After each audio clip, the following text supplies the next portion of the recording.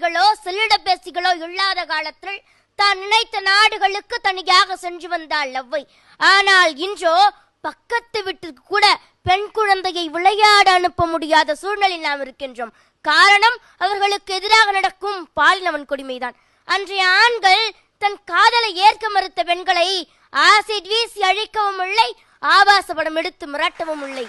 ஆனால் இன்றோ கள்ளிப்பாலில் தப்பித்த குழந்தைகள் எல்லாம் திணறுகிறது கள்வர்களின் காமத்துப்பாலில். மங்கையராய் பிறப்பதற்கு நல் மாதவம் புரிந்திட வேண்டும் என்றால் இப்பெண்கள் எத்தவம் புரிந்தினரோ மகாபாரதத்திலிருந்து இன்று முறிந்து கொண்டுதான் இருக்கிறது பாஞ்சாலியின் சேலை.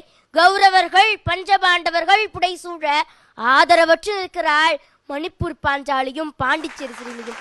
எங்கே கழிவு கண்ணன்? எங்கே மொட்டு போல என் தேகம் பொட்டலமாய் போவதெங்கே? வரம் வாங்கி வந்த என் தேகம் வாய்க்காலில் போவதெங்கே என்று சொல்லி பாண்டிச்சேரி சிறுமி அழுவது என் காதில் கேட்கிறது. இந்தியாவே கொந்தளிக்கிறது கொல்கத்தாவில் நடந்த கொடூரத்தால்.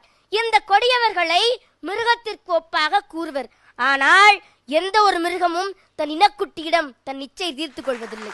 அன்று 2 வயது 3 வயது குழந்தைகளுக்கெல்லாம் திருமணம் செய்து வைத்து ஒருவேளை அந்த பெண் குழந்தையோட கணவன் இறந்துட்டானா அந்த குழந்தையை உடன்கட்டை ஏற செய்தது. அந்த குழந்தை அந்த தீயை கண்டு பயந்து பின்னோக்கி ஓடி வரும் பொழுது புணத்தை எரிப்பவன் அந்த குழந்தை அடித்து துன்புறுத்தி தீயில் போடுவானாம். ஐயகோ, என்ன ஒரு கொடுமை இது! அன்று உடன்கட்டை ஏற்று உயிருடன் சிதைக்கப்பட்டார்கள், இன்று உயிருள்ளவரை சிதைக்கப்படுகிறார்கள் பெண்கள். பெண்ணே, பொறுத்தது போதும், பொங்கி எழு. இல்லை என்றால் இனி பிறக்கும் பெண் சிசுவெல்லாம் கதறி கதறி கேட்கும் கள்ளிப்பால் கொடி என்று.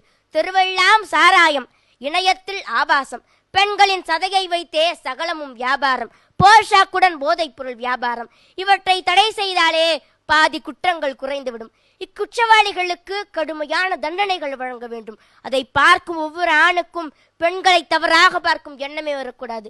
இது மட்டும் தீர்வாகாது. பெண்களுக்கு உடை கட்டுப்பாடும் கலாச்சார கல்வியும் வீட்டிலேயே வழங்கப்பட வேண்டும். பாடத்திட்டத்தில் பாலியல் கல்வி என்பதாக சுருக்காமல் பாலியல் நீதி கல்வியாக கற்பிக்க வேண்டும்.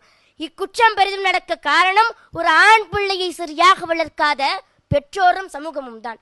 போவது அம்மன் கோவில், ஆனால் வேண்டுவது ஆண் குழந்தை என்று இல்லாமல் ஒவ்வொரு தாயும் தன் மகனை நற்பண்பு உடையவனாகவும் பெண்களை மதிப்பவனாகவும் வளர்க்க வேண்டும். இக்கொடுமையிலிருந்து பெண் சமூகத்தை விடுபட இந்தியாவை இன்னொரு சுதந்திர போரை எதிர்நோக்கியுள்ளது. இந்த நிமிடத்திலிருந்து ஆண் பிள்ளையை பெற்ற ஒவ்வொரு தாயும் உறுதியேற்க வேண்டும், என் பிள்ளையை நான் சரியாக வளர்ப்பேன் என்று.